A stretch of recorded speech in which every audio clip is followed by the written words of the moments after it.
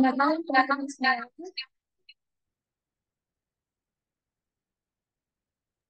Selamat malam. Oke, boleh dong yang nggak ada kendala jaringan on cam supaya kita bisa saling kenal juga dan kita dapat berinteraksi dengan lebih efektif. Mungkin teman-teman di grup udah dapat itu apa virtual background boleh dipasang.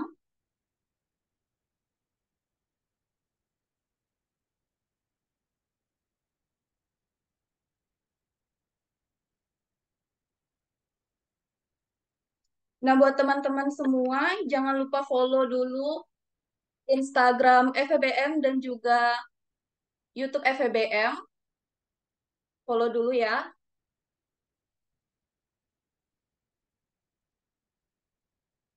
Dan juga jangan lupa untuk follow Instagram Exposure ya teman-teman, supaya dapat info yang penting dan menarik lainnya di Instagram Exposure.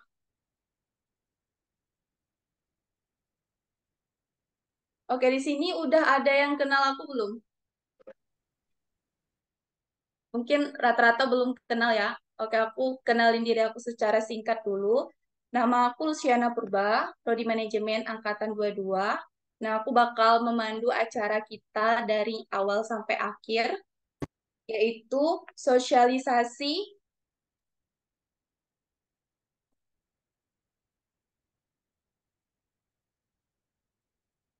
yaitu sosialisasi persiapan program PMM 4. Nah, tentunya akan banyak narasumber yang keren-keren di sini. Teman-teman bisa lihat di layar. Ada Kak Wahyu dari Un dari Unpad dan juga Kak Firman dari Unpad. Ada Kak Nats dari Unair dan juga ada Kak Hikmal dari ITB yang bakal jadi narasumber kita pada malam hari ini. Dan juga kita akan ada sharing session bersama Kak Rosi dari UGM, Kak Okta dari Unair, Kak Yurni dari Unpad, Kak Hikmal dari ITB, Kak Nabila dari UB, dan Kak Sela dari UD Universitas Juanda. Oke, gimana nih kabar teman-teman malam hari ini? Udah pada semangat belum buat acara kita pada malam hari ini? Boleh dong reaction-nya di kolom chat teman-teman.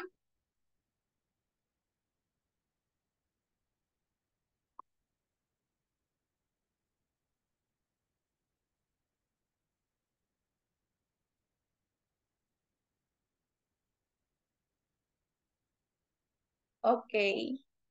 Oke, kayaknya udah pada nggak sabar ya untuk mulai acara kita pada malam hari ini.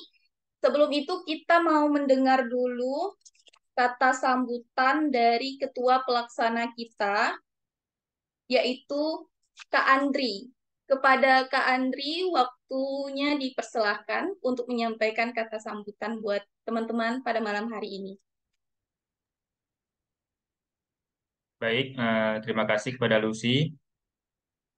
Sebelumnya, Assalamualaikum warahmatullahi wabarakatuh. Selamat malam semuanya. Salam sejahtera bagi kita semua. Pada kesempatan yang baik ini, saya ingin menyampaikan ucapan terima kasih kepada para peserta yang telah hadir dalam kegiatan sosialisasi persiapan program PMN 4 ini. Dan saya juga berterima kasih banyak kepada pihak penyelenggara, yaitu rekan-rekan saya selaku anggota dari Klub Multimedia Exposure FEBM Umrah yang sudah mempersiapkan kegiatan sosialisasi ini. Kegiatan sosialisasi ini bertujuan untuk memberikan informasi dan pemahaman kepada para peserta mengenai program PMN 4. Program PMN 4 merupakan program yang diselenggarakan oleh Kemdikbud RI yang bertujuan untuk memberikan kesempatan nih pada mahasiswa untuk belajar dan mengembangkan diri melalui kegiatan pengabdian masyarakat. Nah, saya berharap melalui kegiatan sosialisasi ini, para peserta dapat memperoleh informasi dan pemahaman yang komprehensif mengenai program PMM 4 sehingga para peserta dapat mempersiapkan diri dengan baik untuk mengikuti program ini. Mungkin demikianlah sambutan dari saya. Akhir kata, saya ucapkan selamat mengikuti kegiatan sosialisasi ini. Semoga kegiatan ini dapat berjalan lancar dan bermanfaat bagi kita semuanya. Wassalamualaikum warahmatullahi wabarakatuh. Waalaikumsalam. Oke, terima kasih kepada Kak Andri yang sudah menyampaikan kata sambutannya untuk kita semua pada malam hari ini. Langsung saja kita mulai ke acara pertama kita, yaitu penyampaian materi pemberkasan, survei kebenekaan, dan VCAT kepada Kak Wahyu, pelaku pemateri pertama, dipersilahkan. Baik, terima kasih kepada moderator yang sudah memberikan kesempatan kepada saya. Pada kesempatan hari ini, saya berkesempatan menjadi salah satu speaker yang akan berbagi eh, pengalaman dan juga hal-hal mengenai pemberkasan, survei kebinekaan, dan juga VCAT yang menjadi seleksi atau tahap-tahap seleksi dari pertukaran mahasiswa merdeka. Baik, sebelumnya saya perkenalkan diri terlebih dahulu ya. Nama saya Wahyu Hidayat. Saya saat ini sedang menjalani semester 5 jurusan manajemen Fakultas Ekonomi dan Bisnis Maritim. Dan alhamdulillah saat ini saya menjalankan semester 5 di Universitas Pajajaran. Sebelumnya saya ingin bercerita sedikit ya. Untuk program PMM ini saya mendapatkan info sama dari teman-teman atau kakak-kakak tingkat yang sudah terlebih dahulu jadi alumni dari PMM 2. Nah, setelah itu saya kepo nih, gimana sih program pertukaran mahasiswa ini? Nah, jadi saya tertarik nih buat kepoin IG pertukaran mahasiswa merdeka dan juga IG-IG terkait dengan program ini. Dan alhasil saya dan bersama juga teman-teman saya dari Fakultas Ekonomi dan Bisnis Maritim Umrah memutuskan untuk bergabung atau mencalonkan diri sebagai peserta. Nah, untuk menjadi peserta dari program pertukaran mahasiswa ini, ada beberapa tahap-tahapan yang harus teman-teman lewati atau teman-teman jalankan. Nah, salah satunya di sini adalah tahap pemberkasan survei kebinekaan dan juga VCAT. Nah, baru saja beberapa hari yang lalu, teman-teman melakukan pendaftaran atau akun PMM sudah membuka pendaftaran penerimaan calon mahasiswa program pertukaran mahasiswa Merdeka 4. Nah, adapun tahap pertama, sebenarnya sebelum teman-teman melakukan pendaftaran, teman-teman perlu yang namanya melengkapi profil-profil ataupun data identitas yang dibutuhkan untuk persyaratan pendaftaran. Nah, di bagian pertama itu kan di bagian di laman akun PMM itu ada apa namanya profil. Profil di situ teman-teman melengkapi data-data sesuai dengan identitas KTP teman-teman.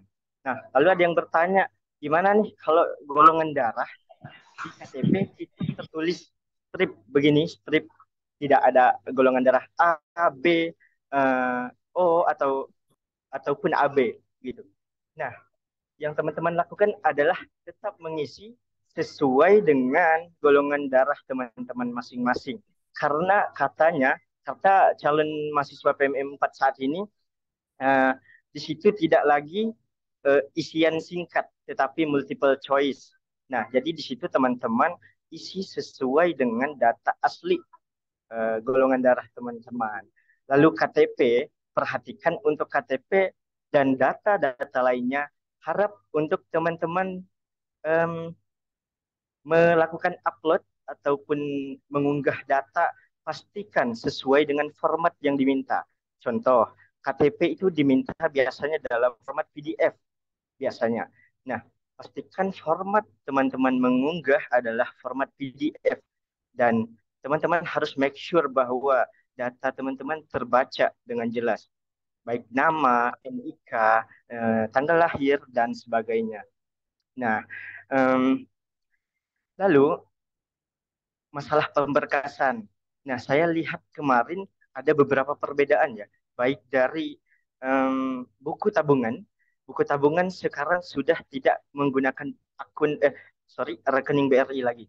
Jadi teman-teman menggunakan Bank Mandiri dan juga BSI untuk yang ingin mengambil di wilayah Aceh. Tapi sayangnya karena kita dari Sumatera, regional Sumatera tidak bisa mengambil ke Aceh.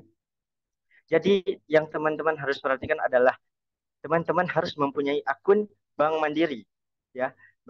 Kalaupun ada yang bilang bisa kok pakai bank lain, saya tidak berani memastikan, saya tidak berani merekomendasikan. Jadi cukup teman-teman lakukan sesuai dengan yang diminta oleh tim PMM. Kalau diminta menggunakan akun atau rekening BRI Mandiri, maka lengkapi rekening Mandiri teman-teman. Lalu apakah harus buku tabungan? Saya baru mendapatkan update informasi bahwa teman-teman cukup bisa menggunakan buku tabungan mandiri ataupun uh, screen jepret layar untuk aplikasi atau akun Livin Mandiri. Jadi bisa ya. Jadi tidak harus buku tabungan. Tapi kalau ada buku tabungan lebih bagus juga. Nah, lalu untuk SPTJM juga sudah berbeda ya. Saya lihat sekarang tidak lagi manual atau menggunakan uh, print kertas lalu ditanda tangan oleh um, Kajur dan juga Kaprodi, tidak lagi. Saya lihat sekarang sudah pakai otomatis di laman. Jadi teman-teman cukup mencentang uh, di kolom tersebut dan melengkapi data. Jadi teman-teman pastikan melengkapi data sesuai dengan KTP teman-teman. Lalu untuk SPTJM, kalau di angkatan PMM 3 itu menggunakan data domisili, bukan data KTP.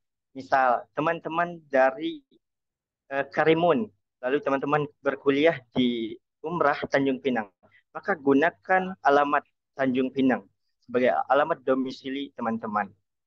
Nah, seperti itu. Dan tahun sekarang tidak ada lagi yang menggunakan atau syaratnya itu memerlukan um, sertifikat vaksin ya, nggak perlu lagi. Jadi sudah banyak yang berubah juga. Mungkin saya juga ada ketinggalan beberapa informasi, mungkin saya akan upload lagi. Nah, lalu untuk pemberkasan harap diperhatikan bahwa jangan karena teman-teman merasa teman-teman sudah mengisi dengan baik, lalu teman-teman terburu-buru untuk mengunci data. Perhatikan bahwa pada dasarnya di yang diluluskan dari pemberkasan ini adalah yang datanya valid, pendaftar tercepat dan datanya itu tidak ada kesalahan atau tidak terdapat kesalahan. Jadi harap perhatikan. Lalu bagaimana kalau salah? Kalau salah itu ada dua kemungkinan. Teman-teman akan ditolak datanya, akan dibuka lagi datanya untuk direvisi. Perhatikan, untuk merevisi data ini butuh waktu yang sangat cukup lama. Karena kita mengantri ini, banyak banget yang bakal merevisi data. Jadi teman-teman harus pastikan bahwa data teman-teman itu benar.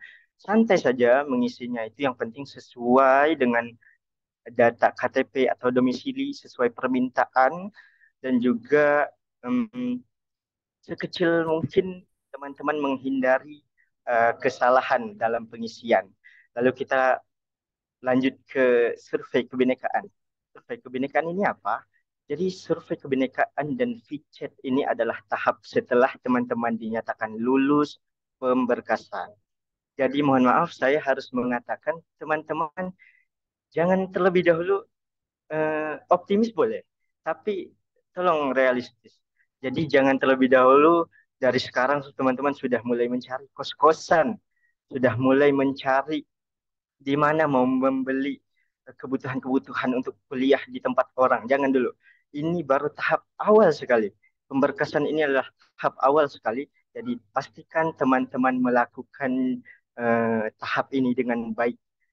Jangan kelewat satu hal pun. Contoh nyatanya adalah nama saya kan di KTP Wahyu Hidayat titik R. Nah, pada SPTJM saya tidak membubuhi tanda titik. Alhasil apa?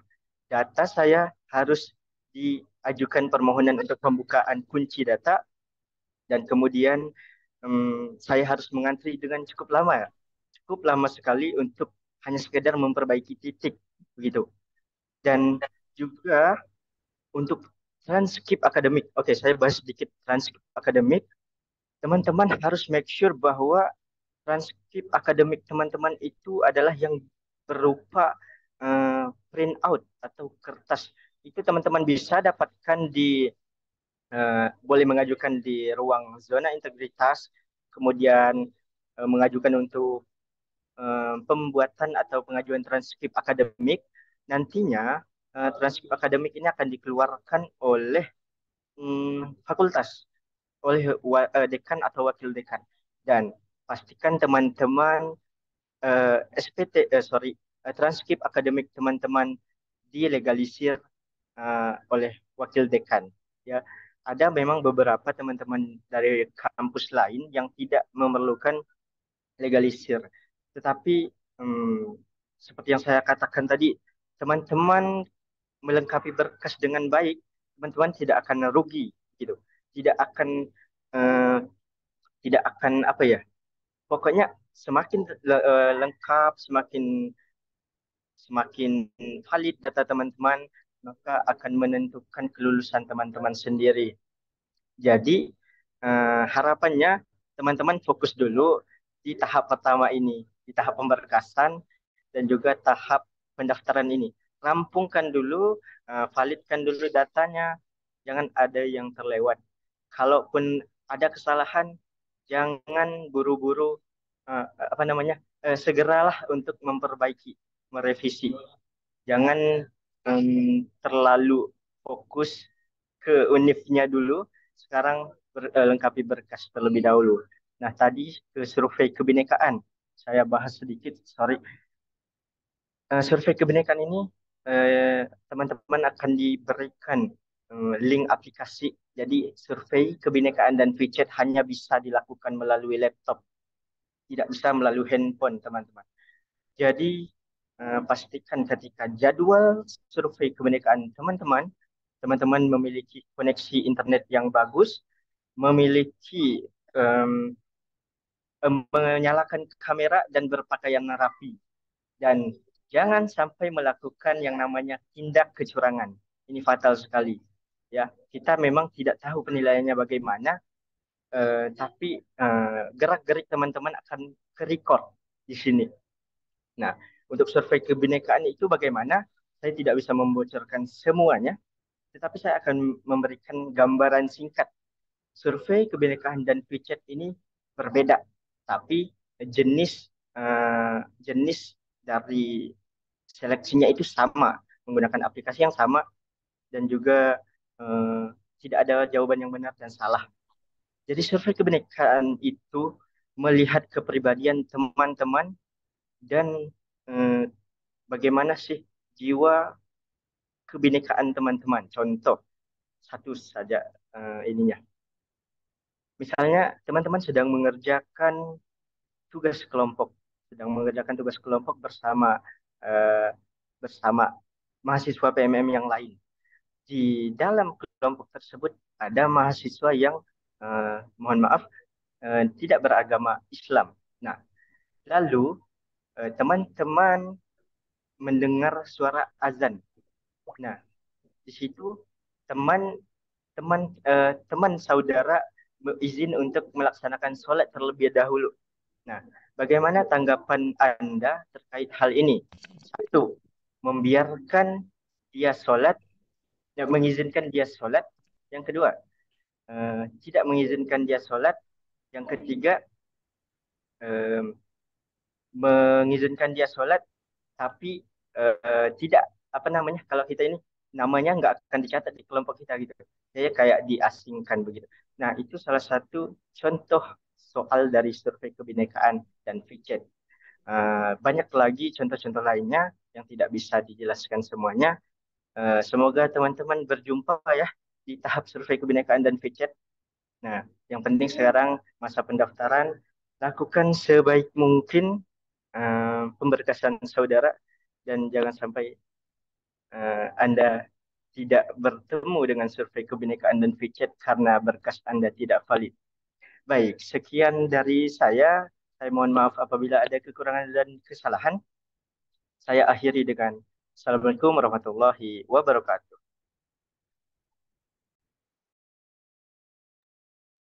Oke, terima kasih kepada Kak Wahyu Hidayat yang sudah menyampaikan materinya secara luar biasa buat kita semua.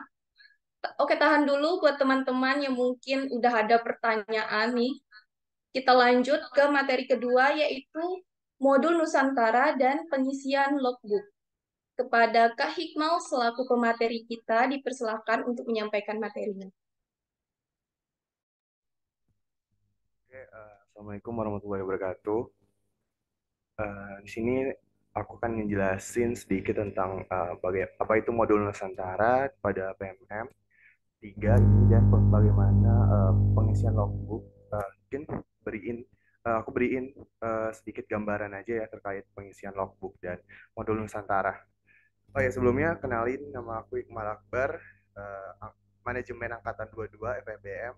Sekarang uh, menempuh semester 5 di School of Business and Management Institut Teknologi Bandung. Oke, langsung aja. Yang pertama itu ada modul Nusantara. Nah, modul Nusantara ini ada terbagi beberapa kegiatan. Yang pertama itu ada namanya kebinekaan, yang kedua ada namanya refleksi, yang ketiga ada yang namanya inspirasi, kemudian ada yang namanya itu eh, kontribusi sosial.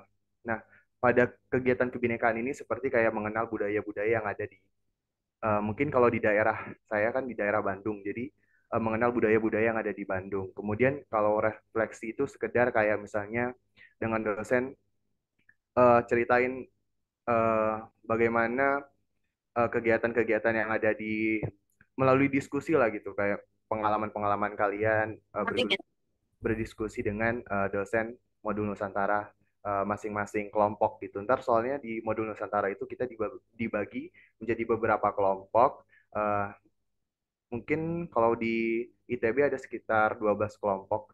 Di dalamnya tuh ada sekitar 20-an orang. Nah, kemudian ada inspirasi. Inspirasi itu kayak tokoh-tokoh budaya gitu yang ada di Bandung. Nah, ntar diundang ke dalam kegiatan kami di dalam kelas begitu. Ntar mereka memberikan sedikit uh, bagaimana mereka bisa menjadi mungkin misal kayak seorang budayawan di daerah Bandung, bagaimana awalnya mereka bisa menjadi seorang budayawan, atau mungkin seorang penggiat seni yang ada di daerah Bandung, gitu. Kemudian ada yang namanya kontribusi sosial. Nah, kontribusi sosial ini kayak kegiatan kita mungkin bagaimana berdasarkan ini sih, kalau kontribusi sosial itu berdasarkan judul besar. Ntar kalau di modul Nusantara itu di masing-masing kelompok itu ada judul besarnya itu, dan disesuaikan dari judul besar itu. Kalau misalkan melakukan kontribusi sosial, kontribusi sosial contohnya kayak misalnya mengajar atau menyambangi panti asuhan atau mengunjungi kayak rumah sakit kanker anak dan lain-lain. uh, Bakti sosial gitu pokoknya, berhubungan dengan sosial. Kemudian logbook. Nah, kalau di logbook ini kita mengisinya itu per minggu. Di satu minggu itu uh, uh, kita itu mengisi kayak minggu ini apa kegiatan kita, misalnya kebinekaan. Nah, kita isi di judul itu minggu ini kegiatan kebinekaan dengan judul, nah lalu judulnya kita isi juga. Dan ada kegiatan-kegiatan kita misalnya satu minggu atau kegiatan non akademik itu bisa kita isi juga di dalam kolom pengisian logbook tersebut. Ntar saya juga ada bagaimana cara pengisian logbooknya.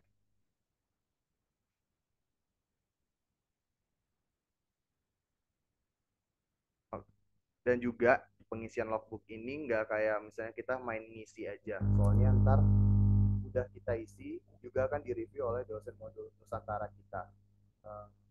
Kelompok udah sesuai nggak dengan apa yang diminta oleh Dikti. Kalau misalnya udah sesuai dengan yang diminta oleh Dikti, kita baru bisa di ACC oleh dosen modul Nusantara kita. Nah, misalnya kalau kita tidak sesuai dengan apa yang diminta Dikti atau memang tidak kesesuaian dengan yang seharusnya kita isi, data itu akan kembali dibuka dan kita juga diberi waktu dispensasi mungkin sekitar 2 hari. Nah, dalam 2 hari itu kita sesegera mungkin mengisi data-data tersebut, jadi agar bisa segera di ACC oleh dosen modul Nusantara. Nah, juga pengisian logbook ini juga berpengaruh kepada pencairan biaya hidup masing-masing teman-teman. Misalnya kalau misalnya amin deh lulus jadi peserta PMM yang keempat ini.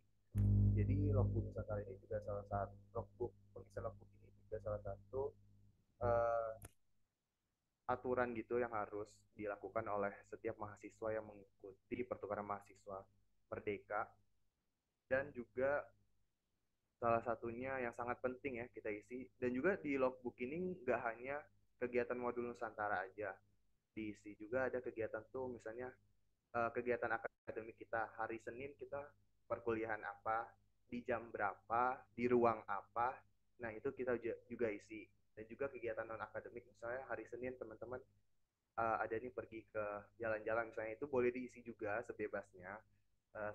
Yang penting sesuai dengan aturan-aturan pengisian logbook tersebut, soalnya ntar kalau misalnya nggak sesuai kita dibalikin lagi, kita ngisi ulang lagi, itu kan capek sendiri.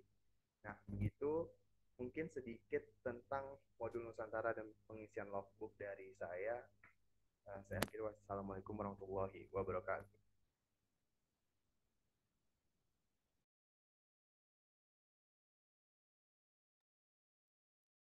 Baik, terima kasih untuk Kak Hikmal yang sudah menyampaikan materinya pada malam hari ini untuk kita semua. Semoga teman-teman semua bisa mendengar dengan baik ya teman-teman. Mungkin kalau misalnya nggak kedengaran, untuk pemateri selanjutnya lebih agak dikencangin sedikit ya suaranya biar teman-teman yang di Zoom bisa kedengaran dengan jelas. Oke, selanjutnya kita masuk ke pemateri kita yang ketiga. Kita masuk ke materi konversi nilai dan akademik PT penerima yang akan disampaikan oleh Kak Firman Gani. Kepada Kak Firman, waktunya dipersilahkan.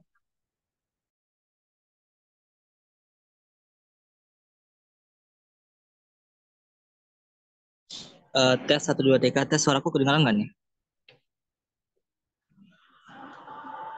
Dengaran Kak, oke. Oke.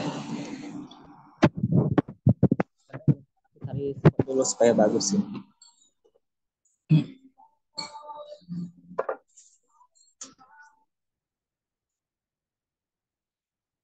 Baik, terima kasih. Assalamualaikum warahmatullahi wabarakatuh. Selamat malam teman-teman semuanya. Perkenalkan, nama aku Firman Gani. Jadi sekarang aku merupakan mahasiswa pertukaran di Universitas Pajajaran di jurusan akuntansi untuk semester 5. Mungkin kalau ditanya ya, konversi nilai sama gimana sih mata kuliah untuk PT penerima. Mungkin sebagian besar kita kan yang perlu yang benar-benar diwaspadai sebelum kita mengambil universitas yang ingin kita tuju itu adalah mata kuliah dan konversinya. Karena ya yang teman-teman inginkan mau di top 3 universitas di Indonesia atau lain sebagainya. Cuman kalau misalnya mata kuliahnya itu nggak bisa dikonversi, itu sama aja bohong. Jadi kayak teman-teman itu membuang uang waktu teman-teman untuk bisa lulusnya itu bakal lebih lama gitu. Padahal kalau teman-teman bisa konversi itu mungkin 3,5 tahun atau 4 tahun tuh mungkin bisa, tapi karena nggak bisa konversi akhirnya itu nambah 1 semester lagi. Nah, kalau dari pengalaman aku ya, karena jujur ya, kalau dari akuntansi, mungkin teman-teman yang dari manajemen dan sebagainya, kalau akuntansi itu yang angkatan pertama yang pergi PMM itu dari angkatan kami, angkatan ketiga, itu ada 4 orang, aku, Okta, Nazri, sama Firman Kurniawan juga. kami kalau membahas konversi itu benar-benar sulit sih teman-teman. Karena apa? Karena dari PMM buka di bulan Maret, April, kami baru bisa fixkan konversi mata kuliah kami itu 3 hari atau seminggu setelah PMM ini buka. Jadi nggak bisa langsung teman-teman langsung asal tok-tok gitu. Bisa kayak teman-teman nggak bisa langsung pilih nih, ini MK-nya sesuai, ini MK sesuai, nggak bisa gitu. Karena sebelumnya teman-teman harus ada namanya bimbingan dulu nih. Nah, bimbingan gimana? Kalau dari kami ya, kami itu bimbingan terlebih dahulu dari dosen PA dulu. Nah, kebetulan dosen PA aku Pak Diansa, jadi kami juga, jadi aku bilang nih sama Pak Diansa, Pak ini gimana ya Pak konversinya gimana gitu. Nah, alhamdulillahnya beliau setuju, terus dia mengusulkan nih, kalau mau lebih lanjut, lebih mantap, mungkin lebih ke Bu ini aja selaku kajur atau Bu Rizky selaku sekretaris jurusan. Mungkin suaraku kedengeran nggak? Karena ini lagi ada backsound pula suaranya di sini. Kedengeran ya? Nah, aku lanjut cerita. Jadi kayak udah bimbingan nih. Nah, teman-teman kan tahu nih kalau di website PMM itu ada list universitas nih sama jurusannya. Pertama kali kami itu nggak disetujuin sama Sekjur sama Kaprodi. Karena apa? Karena mata kuliah yang ditampilkan di PMM itu mata kuliah semester genap, nggak bisa dikonversi ke semester ganjil. Nah, itu yang perlu teman-teman waspadai. Jangan sampai terulang lagi di kalian. Kalian udah lolos, tapi rupanya mata kuliahnya itu nggak basic learning gitu, kayak nggak sejalur sama kayak mata kuliah di sini. Karena kuliah kita di sini di Umrah itu basicnya itu ke maritim, sedangkan di lain itu nggak ada basic maritim satupun. Nah, mungkin lebih cross check ya kalau aku salah mungkin, tapi kalau misalnya pengetahuan aku itu memang nggak ada.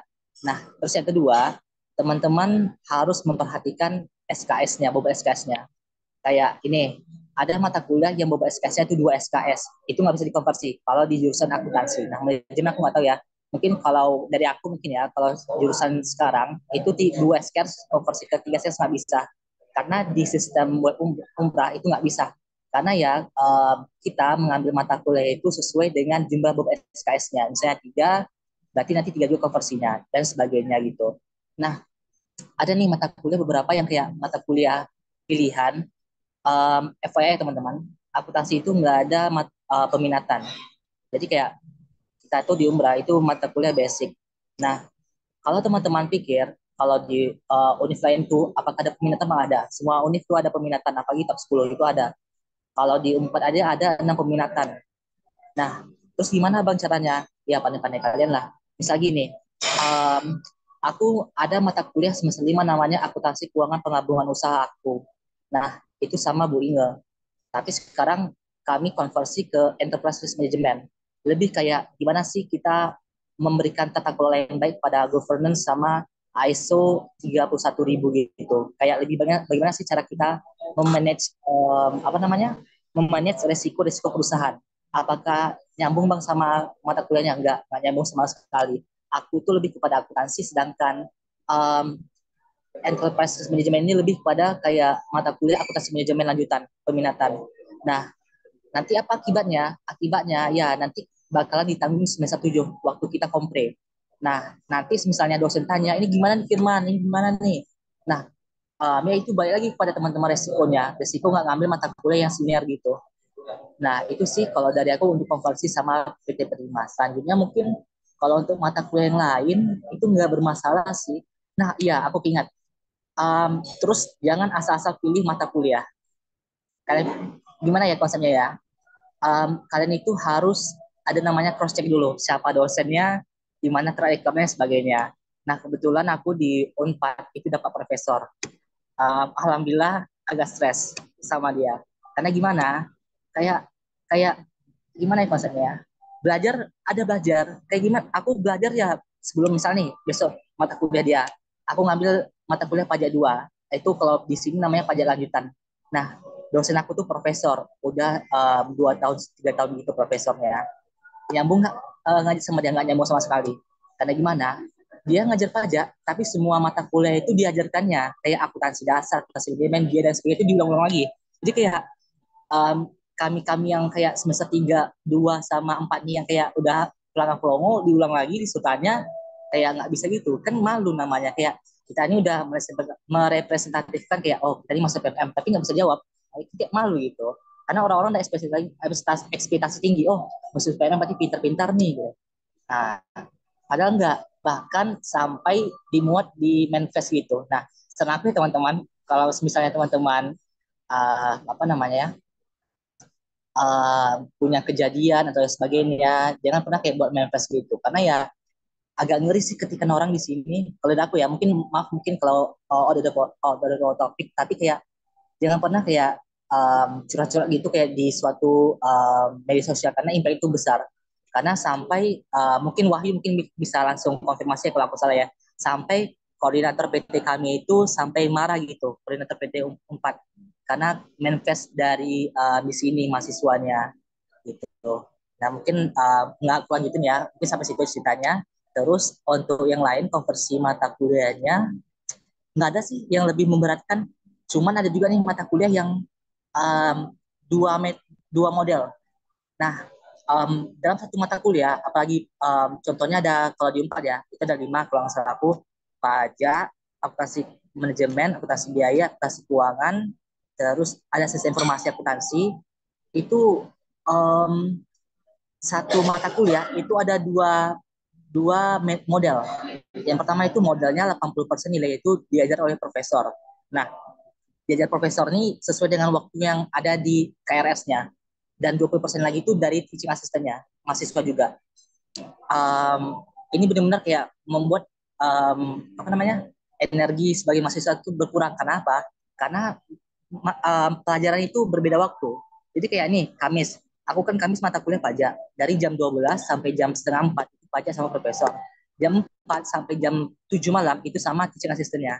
Nah, balik-balik udah tepar pas di kos. Nah, makanya aku bilang dari awal, kalau pilih mata kuliah itu jangan kayak terlalu sok-sok milih yang kayak mata kuliah, oh ini bagus nih apa, ini bagus, ini keren.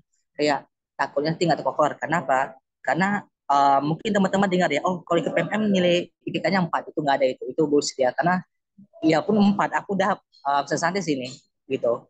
Kayak kalaupun di akhir 4 nilai aku kayak ya udahlah, aku kayak main-main aja sini dan jalan enggak. Aku malah kayak terfokus gitu belajar.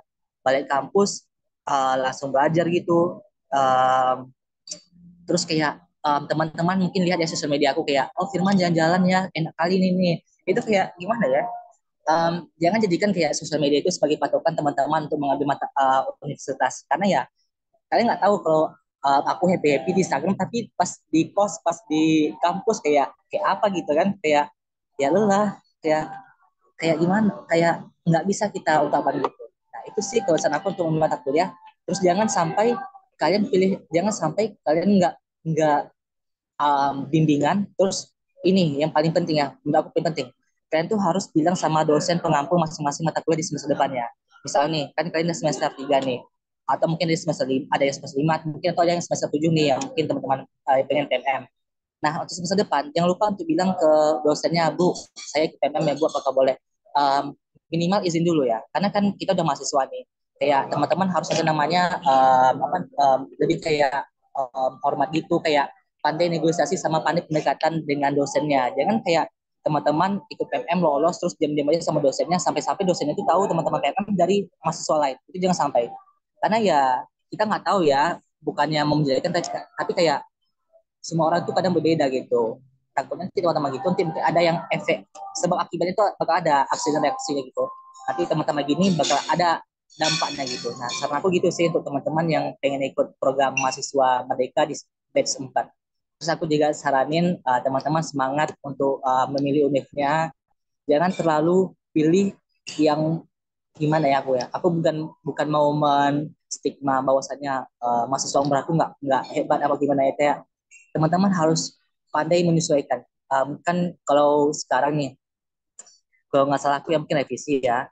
Untuk pemilihan univ kan ada 7 nih di angkatan aku di batch 3 itu ada 7 nih. Pilihan pertama itu pelaksanaan aku pilihlah univ yang betul-betul dream univ, kayak univ yang mimpi teman-teman gitu, kayak Unpad, ITB lain sebagainya gitu. Nah bolehlah pilih. Terus yang kedua kayak univ, yang pilihan kedua univ yang di bawah dream univ tapi kayak masih top 10 atau mungkin top 50 gitu, masih kayak bisa teman-teman gapai. Terus yang ketiga, pilihan ketiga itu pilihan realistis. teman-teman pilih yang sesuai dengan kemampuan teman-teman. Jangan terlalu misal nih pilihan pertama Unpad, terus pilihan kedua di Udayana, yang ketiga Unas, jangan kayak gitu. Pilih yang sesuai gitu kata Kosi. Terus aku mungkin speaker lainnya mungkin udah bilang ya, bahwasannya kita tuh kayak pilihan 1 sampai 3 itu nggak boleh sama univnya. Jadi beda pulau. Misalnya kan teman-teman nih, aku nggak tahu ya peraturan sekarang, tapi kayak sebenarnya teman-teman lahir mungkin nggak tahu ya, tapi KTP sama kuliah itu nggak. Misalnya nih teman-teman kuliah di Sulawesi Utara, tapi lahir di Batam, otomatis Sulawesi sama Sumatera teman-teman nggak bisa pilih lagi. Jadi teman-teman pilih di Pulau Kalimantan, Jawa, Nusa dan Bali, ataupun dari wilayah Papua gitu. Nah, terus kalau dari aku mungkin untuk mata kuliah ya, kalau udah di semester sekarang di Unpad tuh membuka full mata kuliah. Jadi teman-teman kayak untuk mata kuliah IUP International Undergraduate Program dari teman-teman reguler, teman-teman pertukaran, teman-teman kampus mereka, teman-teman lain sebagainya, itu kayak semua mata kuliah itu terbuka gitu. Nah, jadi teman-teman mungkin kalau apa namanya, kalau bingung mau konversi yang mana, lebih pilih Unpad sih, karena ya Unpad itu menyediakan berbagai mata kuliah gitu. Terus untuk wilayahnya juga cukup nyaman. Terus untuk biaya hidup juga relatif nggak mahal-mahal banget, asal pandai membawa diri dengan baik, jangan kayak salah pergaulan. Kayak bukan mas aku salah pergaulan tuh kayak teman-teman berkawan tapi hedon gitu. Ada sih banyak kawan-kawan aku gitu, sebenarnya aku pandai-pandai juga milih. Terus Maaf, kayak maaf Kak Firman, waktunya ya sudah habis. oke. Nah mungkin terakhir aku ucapkan semangat teman-teman semuanya yang udah mendaftarkan sebagai PM4, semoga terpilih dan berhasil. Nah jangan lupa tag aku di Instagram kalau berhasil ya, nanti aku repost. Terima kasih. Oke, terima kasih untuk Kak Firman. Materinya sangat-sangat luar biasa ya teman-teman semua. Pasti udah banyak nih pertanyaan teman-teman, tapi simpan dulu. Kita lanjut ke materi terakhir kita, yaitu materi dari Kak Nazifa tentang do and don't, bantuan biaya hidup, dan tips manajemen keuangan di PT penerima.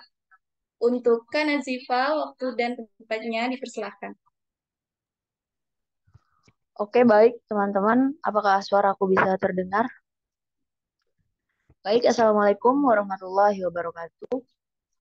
Selamat malam semuanya. Perkenalkan, nama aku Nazifa Umar Syahidah dari Program Studi Manajemen Angkatan 2021 FEBM Umrah. Dan pada kesempatan kali ini aku dikasih kesempatan untuk jadi mahasiswa inbound Universitas Airlangga dalam program PMM Batch 3. Nah, sebelumnya aku ingin mengapresiasi kepada teman-teman yang udah menyempatkan waktu untuk hadir di acara sosialisasi malam hari ini. Dan pada kesempatan kali ini aku akan sharing lebih ke do and don't, cost of living and financial management tips yang udah aku rangkum dari website PMM-nya sendiri. Nah, untuk do and don't ini ada beberapa hal yang boleh teman-teman lakukan dan yang tidak boleh teman-teman lakukan terkait bantuan biaya hidup di PT penerima selama masa program PMM. Hal-hal yang boleh teman-teman lakukan itu, yang pertama, teman-teman wajib memastikan mengunggah seluruh persyaratan pencairan dana sesuai dengan aturan dan lini masa. Jadi PMM sendiri itu udah ada aturan dan tenggatnya. Teman-teman harus memastikan seluruh berkasnya itu sesuai dengan apa yang diminta PMM. Yang kedua, memastikan rekening tabungan aktif. Untuk tahun ini kayaknya mandiri ya. Nah, itu maksudnya di sini aktif, at least di rekening teman-teman itu ada uangnya. Yang ketiga, mengikuti proses pencairan dana sesuai dengan kebijakan. Nah, di PMM sendiri itu ada kebijakannya yang harus teman-teman patuhi. Dan yang terakhir itu perlu menjadi catatan bahwa benefit dari PMM ini bersifat bantuan atau support dana. Bukan berarti teman-teman dibiayai secara keseluruhan, tapi sifatnya itu hanya mensupport. Dan hal-hal yang nggak boleh teman-teman lakukan yaitu yang pertama, mengunggah proses pencairan dana yang tidak sesuai dengan aturan. Karena di sini udah ada kebijakan, aturan, jadi teman-teman wajib mematuhi itu semua. Yang kedua, membiarkan rekening tidak aktif, seperti yang aku bilang sebelumnya, itu setidaknya di rekening teman-teman itu ada uangnya. Yang ketiga, teman-teman dilarang berlebihan dalam menggunakan uang saku, agar teman-teman itu tidak merasa kebingungan uang teman-teman itu habis di mana. Dan yang terakhir, teman-teman tidak boleh membombardir pertanyaan tanpa literasi terlebih dahulu. Jadi di laman PMM ini udah ada sejumlah informasi yang mungkin itu di dalam sana ada jawabannya, tetapi teman-teman masih nggak tahu jawabannya karena teman-teman belum membaca. Jadi usahakan literasi terlebih dahulu. Nah, kemudian yang kedua, ini lebih ke apa sih yang LPDP itu cover di program PMM. Di sini aku rangkum ada 4 hal yang aku ambil juga dari website PMM. Yang pertama itu bantuan biaya hidup. Nah, bantuan biaya hidup ini tahun kami batch 3 itu sebesar 1.500.000 per bulannya, di mana 1.500.000 ini dibagi menjadi 2 termin dalam 5 bulan. Jadi termin pertama itu cair sekitar 4.500.000 dan termin kedua itu cair 3 juta. Kemudian SPP program. Nah, SPP program ini lebih ke ada sejumlah dana yang diberikan oleh LPDP untuk teman-teman, tapi masuknya bukan ke rekening teman-teman, melainkan masuk ke rekening PT penerima atau Ditpen PT penerima PT tujuan teman-teman. Tujuannya ini lebih ke untuk kegiatan teman-teman selama di PT penerima. Contohnya kayak modul Nusantara untuk konsumsi atau logistik atau kegiatan yang lainnya. Kemudian asuransi berupa BPJS. Nah, kita nggak tahu dalam 1 semester ke depan itu apa yang akan terjadi pada kita. Maka dari itu diwajibkan memiliki BPJS agar suatu saat ketika ada sesuatu yang nggak teman-teman harapkan, teman-teman masih punya covernya melalui BPJS. Jadi teman-teman nggak perlu khawatir soal biaya penanggungan BPJS ini. Dan yang terakhir itu tiket pesawat. Perlu digarisbawahi bahwa di sini LPDP hanya mengcover tiket pesawat teman-teman. Contohnya misalnya aku orang Pinang tinggal di Batam. Nah, perjalanan kapal aku dari Pinang ke Batam itu nggak bakalan di-cover oleh PMM, melainkan hanya tiket pesawat mulai dari Batam ke Jakarta, kemudian baru ke PT tujuan. Mungkin kalau sistemnya transit seperti itu, hanya tiket pesawat. Dan yang terakhir itu ada financial management tips dari aku dengan satu kata yang udah aku rangkum yaitu budgeting. Secara definisi yang udah aku ambil dari sumber di Google, budgeting adalah anggaran yang dihabiskan dalam periode tertentu untuk melaksanakan suatu program. Nah, budgeting dalam konteks mahasiswa di sini lebih ke gimana sih cara teman-teman itu mengatur income dan expenses teman-teman sesuai dengan amanah yang diberikan oleh LPDP dalam program PMM ini. Gimana cara teman-teman itu mengatur keuangan teman-teman. Nah, cara melakukan budgeting itu gimana sih? Mungkin teman-teman dikasih 1.500.000 contohnya ya. 1.500.000 mungkin 500-nya akan disalurkan ke kosan atau asrama. Kemudian yang kedua mungkin 500-nya lagi untuk makan sebulan. Dan sisanya mungkin untuk saving teman-teman, untuk self reward atau untuk uang listrik, transportasi, internet, dan lain-lain. Nah, kemudian setelah dirincikan seperti itu, dari setiap kategorinya teman-teman wajib lagi mencatat keuangan teman-teman gitu. Sehingga teman-teman ini tujuan dari budgeting sendiri adalah sehingga teman-teman ini punya transparansi keuangan yang jelas. Maksudnya di sini jadi teman-teman nggak bertanya-tanya uang teman-teman tuh habis kemana sih? Karena kita udah ada catatannya. Tuh. Dan yang terakhir, maaf, ada 3 pertanyaan yang harus teman-teman tanyakan ke diri teman-teman sebelum melakukan budgeting. Yang pertama itu uang teman-teman mau dibawa ke mana? Yang kedua, uang teman-teman mau digunakan untuk apa? Dan yang ketiga, seberapa efektif teman-teman ketika mengeluarkan uang yang diamanahkan oleh LPDP tersebut. Sebenarnya sebagai catatan sebenarnya ini hak teman-teman, cuman ini penting banget untuk self control teman-teman tentang keuangan. Karena based on my experience, banyak banget teman-teman dari angkatan batch 3 yang udah gembor-gembor di grup.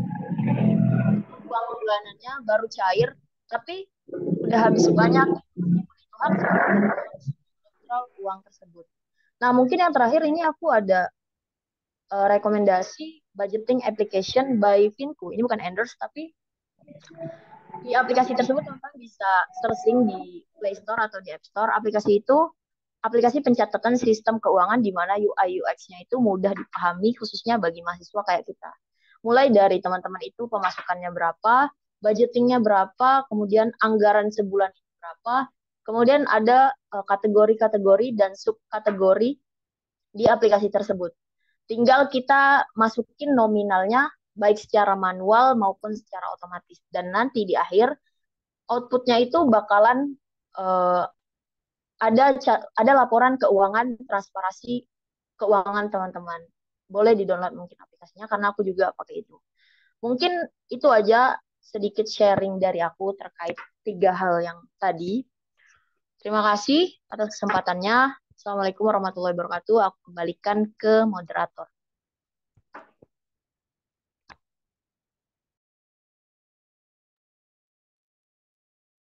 Oke, terima kasih Kak Nazifa yang sudah menyampaikan materinya.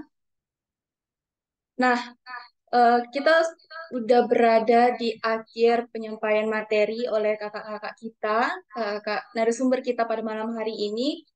Kita masuk ke sesi Q&A. Nah, buat teman-teman semua yang dari tadi udah banyak pertanyaan nih, boleh mengajukan pertanyaannya di sini. Kita ambil 5 penanya ya, teman-teman, karena waktunya juga terbatas, hanya 15 menit untuk sesi Q&A. Buat teman-teman yang ingin bertanya, silahkan.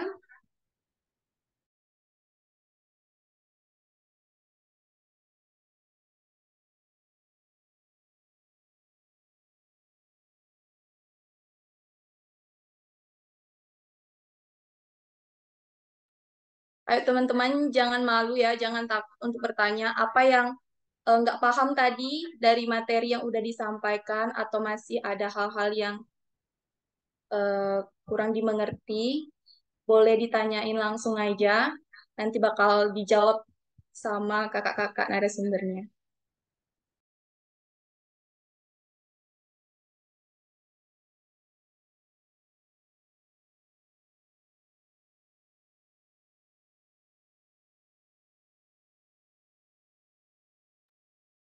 Ini yang mau bertanya boleh langsung raise hand ya. Kita biar enak ngobrolnya kan. Iya, betul-betul. Bisa, iya. Hanya teman-teman, terus langsung open mic aja.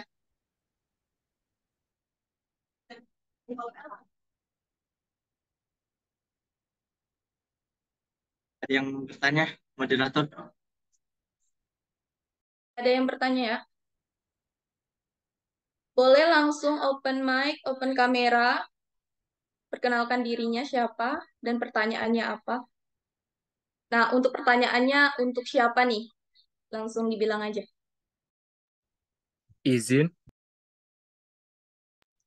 Oke, Ya, baik. Terima silakan. kasih atas kesempatannya. Sebelumnya izin off cam karena lagi gak pakai baju. Perkenalkan, saya Randika, mahasiswa akuntansi tahun 2022. Terima kasih atas kesempatannya, moderator. Nah, di sini juga kan tadi Kak Firman ada menyampaikan soal konversi. Jadi yang ingin saya kasih tahu informasi yang terbaru, karena kemarin juga saya udah konsul ke Kajur akuntansi kan. Beliau menyatakan kalau soal konversi itu nggak apa-apa, itu biar jadi urusan prodi, itu yang pertama. Terus yang kedua itu ibu tuh nggak mempermasalahkan soal konversi. Mungkin yang nggak dipermasalahkan ini yang konversi 3 SKS itu di MK yang lain.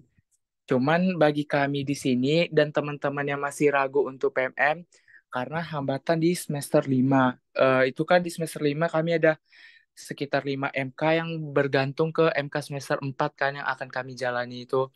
Misal nih pertanyaannya itu em, kan kami di semester 4 contohnya ada pengantar perpajakan sama di semester 5 perpajakan. Misal di PT penerima itu namanya bukan pengantar perpajakan tapi pengantar perpajakan satu. Itu bermasalah atau enggak ya? Terima kasih. Baik, untuk Kak Firman, boleh langsung dijawab pertanyaannya.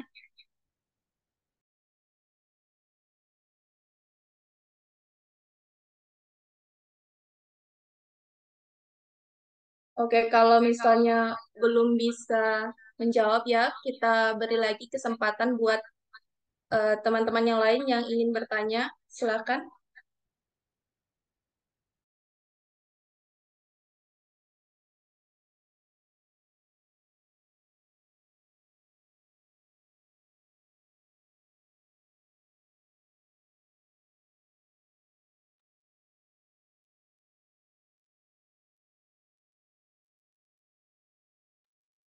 Kalau Oke, nggak ada di yang, ya, sorry. di kolom chat ini ada 2 pertanyaan ya. Ini untuk siapa ini pertanyaannya? Boleh dong yang mau bertanya langsung on cam aja atau langsung tadi bilang gitu apa yang mau ditanyain dan dikasih tahu nanyanya itu untuk siapa? Boleh? Izin bertanya,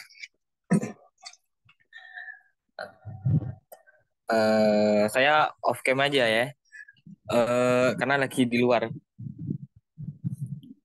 Saya izin bertanya untuk Bang Firman, masalah konversi juga ya.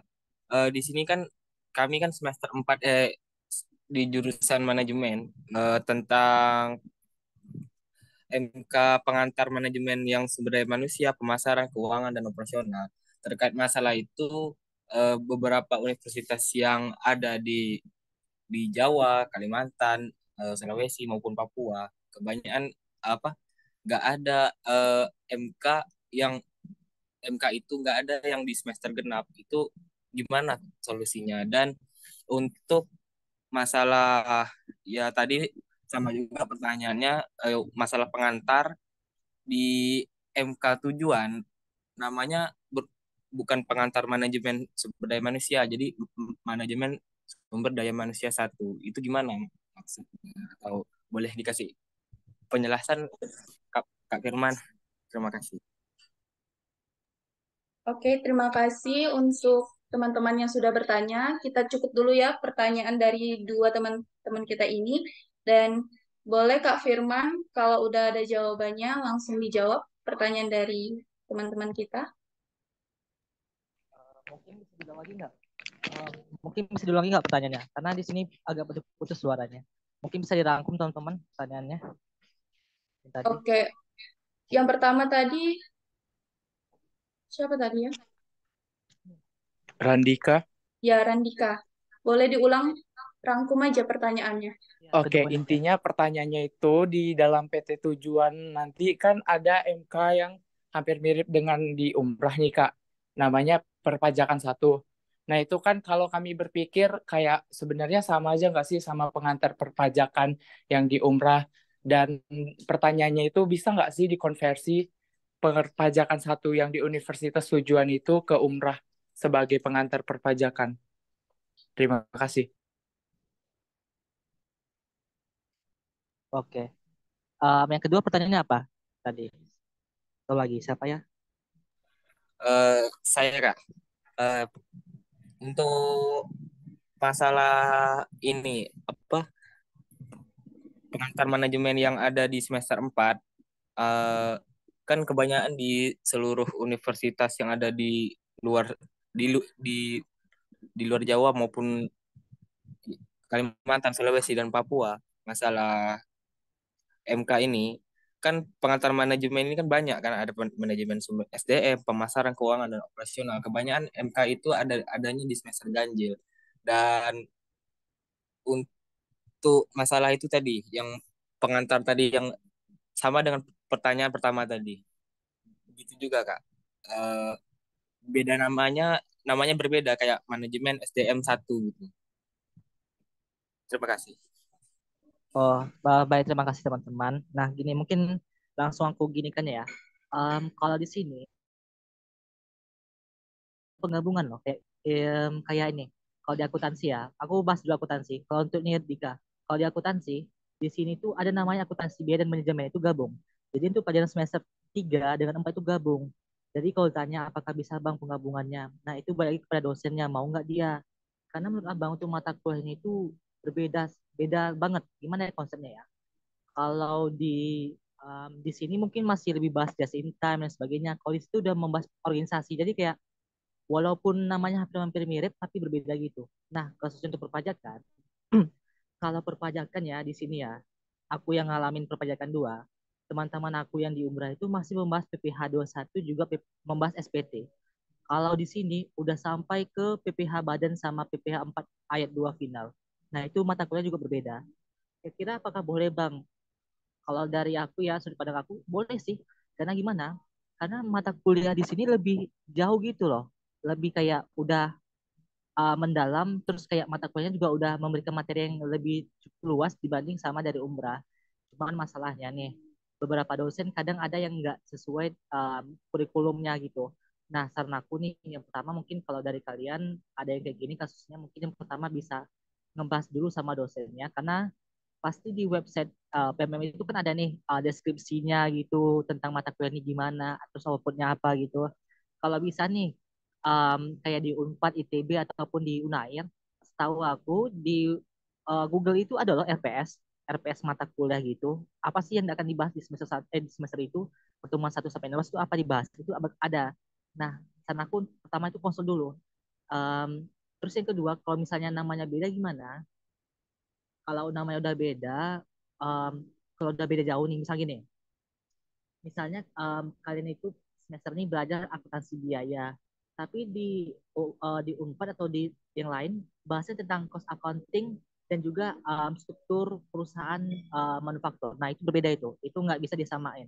Kecuali misalnya kayak sindikat tadi, perpajakan satu atau pengantar perpajakan itu masih nyambung karena betul-betul, karena ya itu memang memang memang sejalan, beda nama doang gitu. Tapi kalau udah ada campurannya itu berbeda.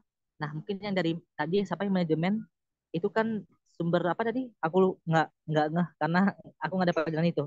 Dia apa mata Sumber kuliahnya? pengantar manajemen sumber daya manusia kan di Umrah, dan yang di Univ tujuan sumber daya manusia manajemen sumber daya manusia satu gitu kan. Oh, itu masih, kalau kayak gitu masih sekali kok.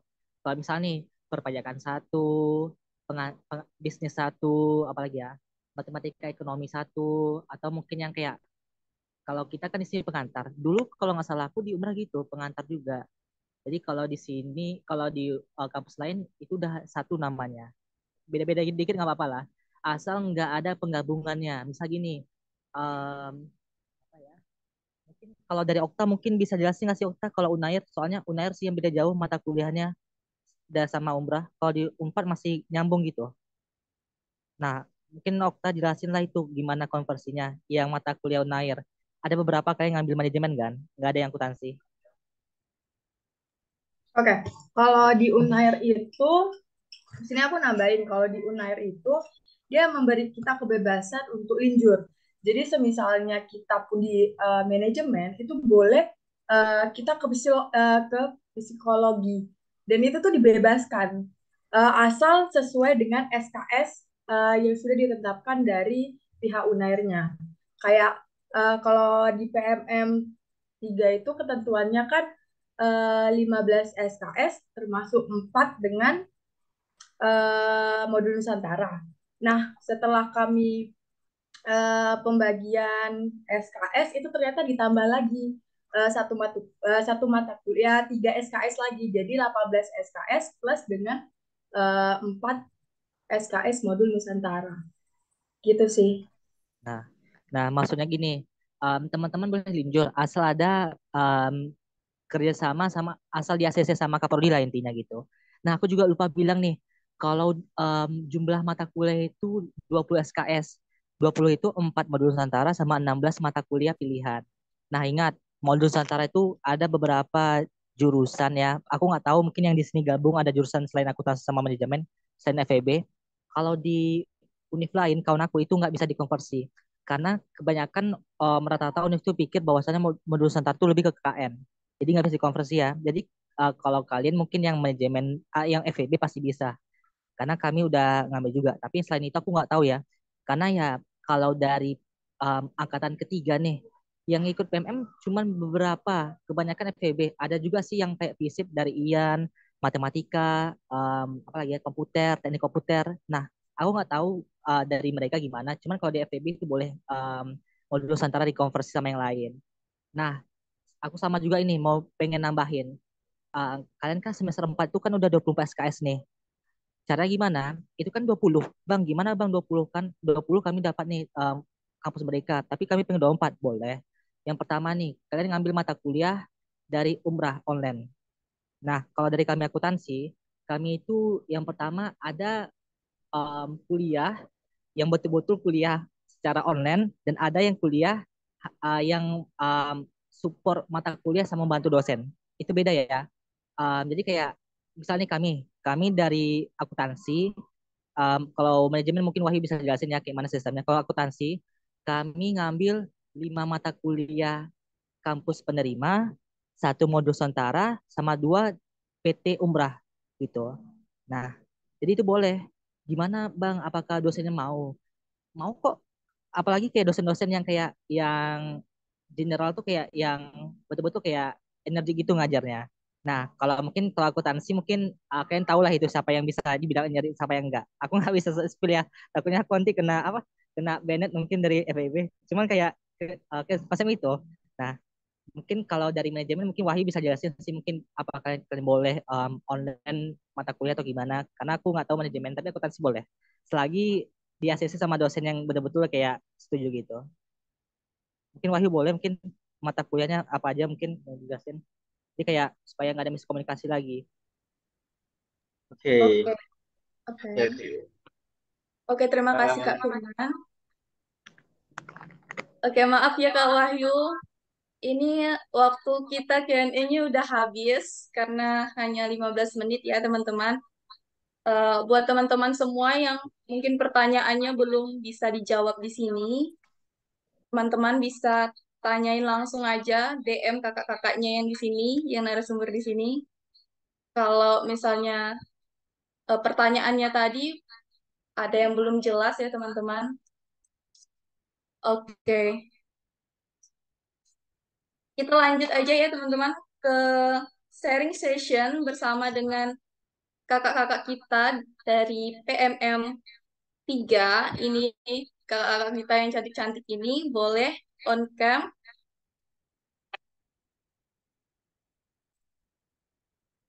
Kita masuk ke sharing session bersama Kak Rosi dari UGM.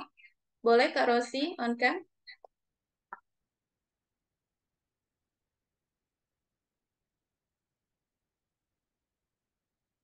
Untuk Kak Rosi, waktu dan tempatnya dipersilakan. Halo teman-teman semua. Kak, Halo Kak Rosi. Sebelumnya aku mau ngucapin makasih buat semua. Izinkan aku kenalin diri lagi, nama aku Lesti Sapitri. Aku dari jurusan Manajemen Angkatan 21.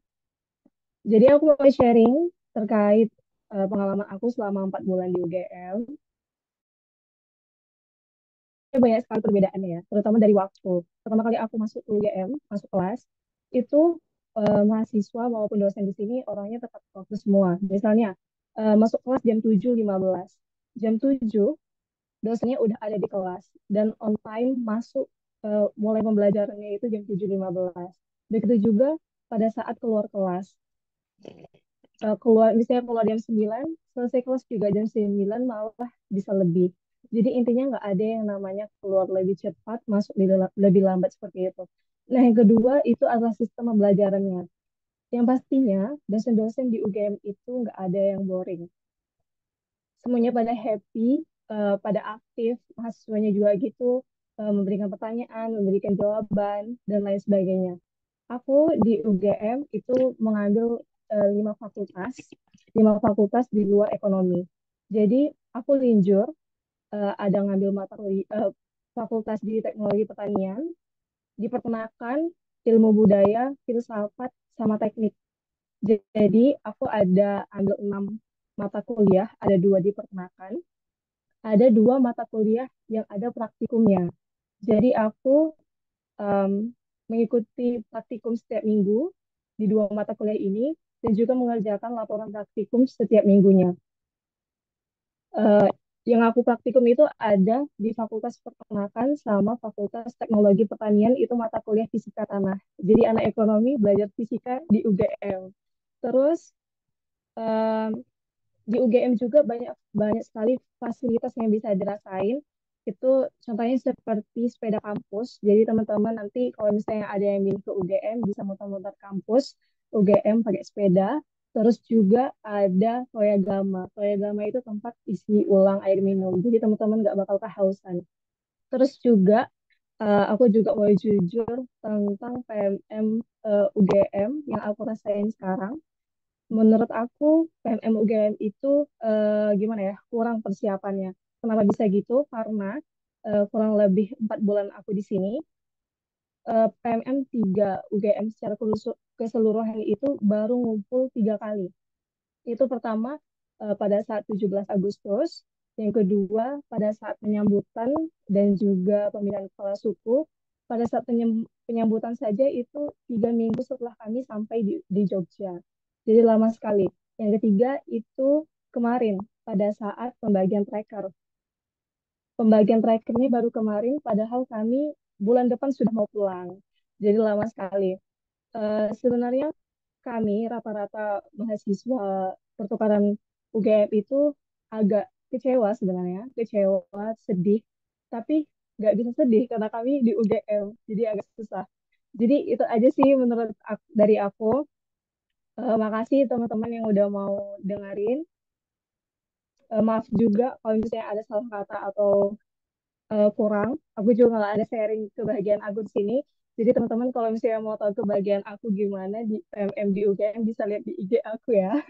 Aku tunggu kalian PMM 4 di UGM. Dadah, terima kasih. Oke, terima kasih Kak Rosi. Luar biasa banget ya pengalamannya buat teman-teman semua yang mau PMM 4. Harus semangat. Ya udah kita lanjut ke sharing session kita yang kedua bersama Kak Okta dari Unair. Untuk Kak Okta, waktunya dipersilakan. Baik, terima kasih moderator. Halo teman-teman sekalian, selamat malam. Eh,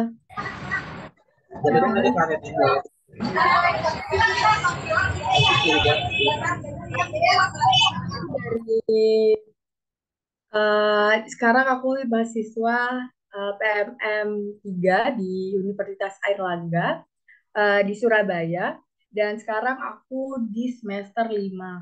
Nah, aku bingung ya, aku mau ceritain Unair tuh gimana ya.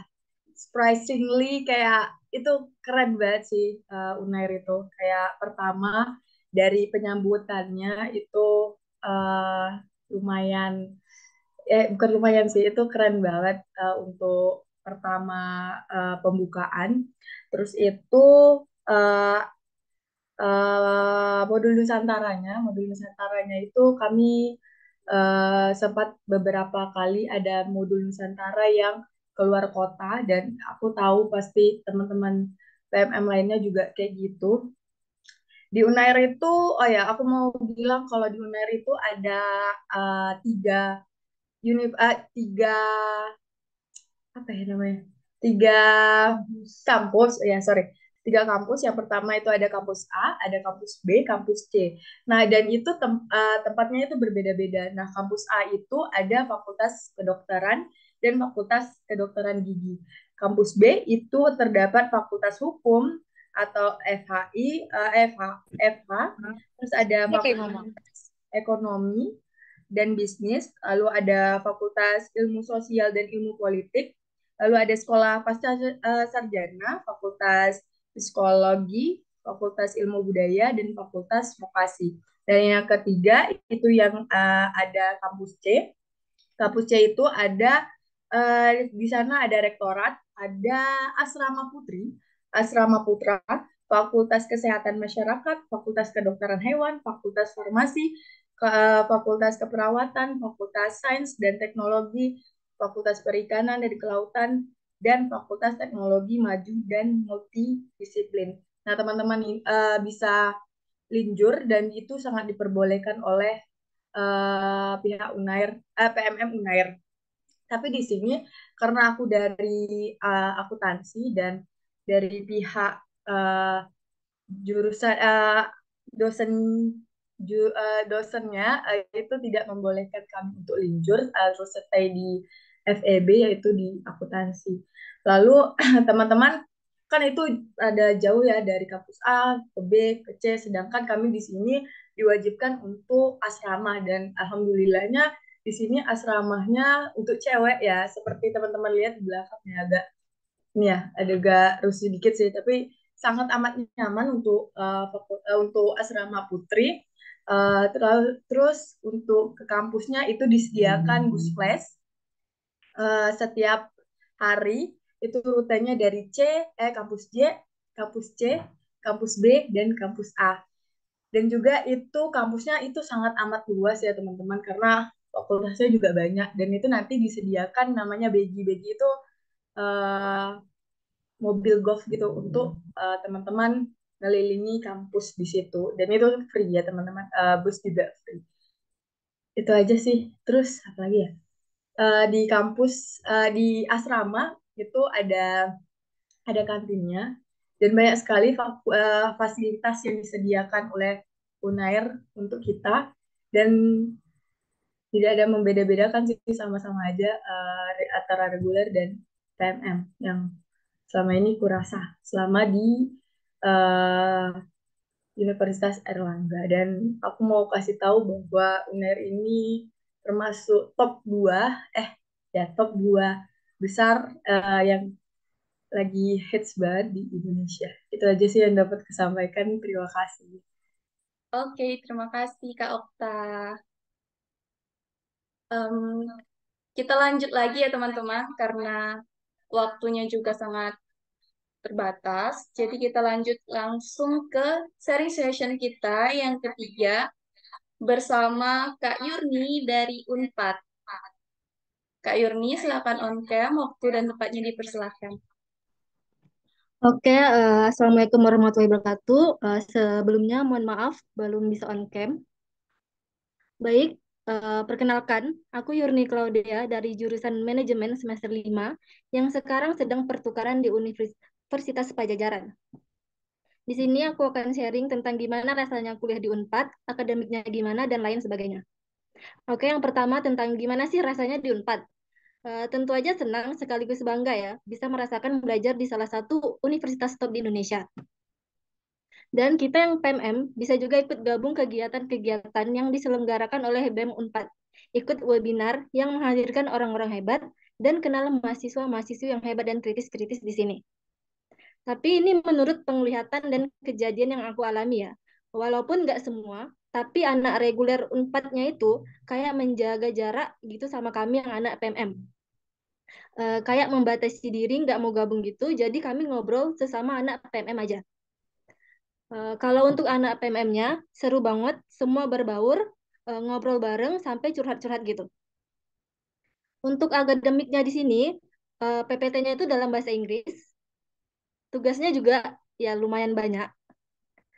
Di manajemen, kami ada mata kuliah manajemen strategik, itu ada tugas praktikum yang menganalisis satu perusahaan, dari laporan keuangan, internal, eksternal, customer market, dan banyak pokoknya. Dan itu ada juga satu MK yang udah selesai UTS, tapi setelah itu dikasih tugas dan waktunya cuma sejam. Itu agak shock sih, karena agak berat ya. Ya pokoknya, kalau masalah akademik di Unpad itu lebih daripada di Umrah. Untuk dosennya, itu baik-baik ya, nggak yang terlalu kaku, nggak boleh ini itu nggak ada. Yang seru juga ada mungkin kalau di Umrah itu kayak Bu Risdi, kita di kelas itu kayak teman aja, bercandaan, ibunya juga ekspresif. Kitanya juga enak dan nggak ngantuk. Oh ya, pas input mata kuliah itu, kita nggak tahu siapa dosennya. Jadi, pure milih mata kuliah aja. Karena di Unpad itu luas banget, jadi kami ke kelas itu pakai odong. Tapi ini nggak benar-benar di depan kelas ya, berhenti di depan fakultasnya aja. Kalau kalian mau tahu gimana bentuk odong Unpad, itu di Google ada. Dia ada 2 jalur, IPA dan IPS, itu sistemnya rebutan. Jadi cepet-cepetan supaya bisa duduk. Kalau udah penuh ya berdiri, atau enggak nunggu odong yang lain. Itu pengalaman yang seru sih, dan nggak bisa dirasain pas di Umrah. Untuk lingkungan kampusnya itu enak banget. Banyak tempat duduk, ada perpustakaan pusatnya yang 4 lantai. Karena jurusannya banyak, jadi itu bisa ngerasain makanan di kantin setiap fakultas, dan itu enak-enak. Terus kalau keluar kelas jalan dikit, itu kita bisa lihat pemandangan gunung, kebun teh, dan jagung yang luas.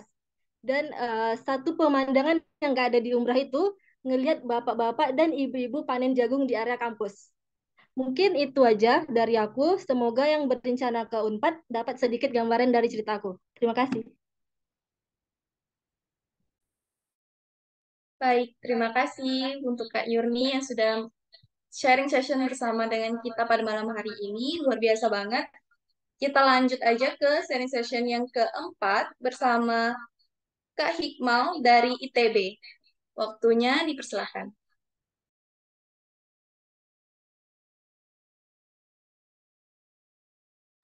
Baik, suaraku terdengar jelas nggak ya? Saya lagi di luar juga sih. Dengaran, Kak. Oke. Nah, mungkin aku ceritain dikit lah ya, kayak gimana awalnya masuk ke ITB. eh, for your information, SBM itu rata-rata ngajarnya itu kayak in English, semuanya kayak assignment, presentation, eh, tugas-tugas harian juga pakai bahasa Inggris. Nah, juga kalau di SBM itu kita di satu kelas itu nggak hanya anak reguler, reguler dan internasional. Anak internasional bisa juga masuk ke reguler, kayak bergabung belajar gitu. Nah, di kelas aku kan ambilnya kelas reguler nih. Nah, di dalam kelas ini tuh nggak hanya kita warga lokal gitu, maksudnya gimana ya? Orang anak-anak dari bangsa Indonesia lah, juga ada dari kayak misalnya French, Germany, mis itu ada dari mana ya? Uh, Meksiko gitu. Di dalam kelas itu ada bergabung dari beberapa mahasiswa foreign student, mahasiswa luar negeri. Nah, pada pembagian kelompok kelompok belajar misalnya untuk presentasi juga di dalam kelompok itu kita nggak boleh kayak misalnya semuanya anak PMM nih, dosennya juga nggak mau, jadi kita misalnya bergabung dengan anak reguler SBM dan juga di situ harus ada foreign student.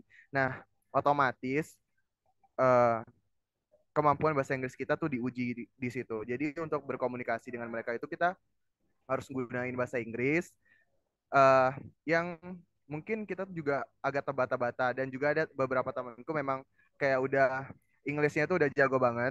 Kalau misalnya ngobrol tuh mereka, misalnya aku nggak ngerti nih mereka ngomongin apa, jadi mereka ngebantu gitu. Nah, juga saling ngebantu. Nah, di kelas saya tuh juga teman-temannya pada welcome welcome juga, memang ada beberapa sih. Cuman kayak nggak kelihatan gitu tuh mereka nerima apa enggaknya. Jadi kita misalnya masuk kelas, mereka ya udah nggak peduli juga mereka, kita masuk kelas mereka. Dan aku ini ambil kelas rata-rata itu uh, mata kuliah yang untuk semester 7. Nah, jadi teman-teman yang ada di dalam kelas itu rata-rata semuanya udah kayak semester akhir. Karena di SBM itu mereka kuliah juga hanya dalam waktu 3 tahun. Dan 3 tahun itu mereka juga udah langsung lulus S1 untuk SBM. Dan juga kalau misalnya di SBM tuh enak banget ya, kantinnya juga enak. Di bawah itu kantinnya udah lengkap banget, kayak misalnya mau beli apa, es krim ada, eh, kayak kopi-kopian juga ada, makanannya beragam gitu guys. Kayak misalnya ada nasi Hainan gitu-gitu. Habis itu dimsum ya, di kantin SBM ITB. Dan juga di SBM ITB itu kayak fasilitas untuk mahasiswanya tuh banyak banget. Kayak misalnya di setiap lantai itu pasti udah ada kayak port pengisian air mineral, kayak misalnya siapa tadi bilang ya, kita udah jadi kalau misalnya dari kos tuh bawa aja tumbler kosong. Nah, ntar di SBM-nya baru kita ngisi. Dan juga ada namanya student lounge. Nah, student lounge itu kita bisa kayak istirahat, mau tidur, kayak misalnya sekedar nge-review tugas juga bisa di dalam student lounge. Dan juga kalau misalnya di SBM ITB itu seru-seru juga anak-anaknya yang masuk situ, kayak misalnya mereka tuh udah yakin gitu loh pengen ambil SBM, anak-anaknya itu juga udah tahu, teman-temanku itu udah tahu kayak latar-latar belakang SBM, jadi mereka pas masuk SBM tuh juga kayak nggak kaget tuh. Nah, juga di SBM itu seru-seru banget habis kelas. Nah, dosennya itu kita nggak panggil Pak atau kayak Prof, nggak, kita panggilnya misalnya Kak, ini saya kurang mengerti nih Kak, tolong jelasin ulang boleh nggak? Nah, kita panggilnya kayak seakrab-akrabnya kita aja di SBM. Kalau misalnya udah selesai kelas, kalau kita pengen nanya-nanya lagi boleh. Mereka juga open gitu untuk kita bertanya. Uh, Juga kulineran banyak banget.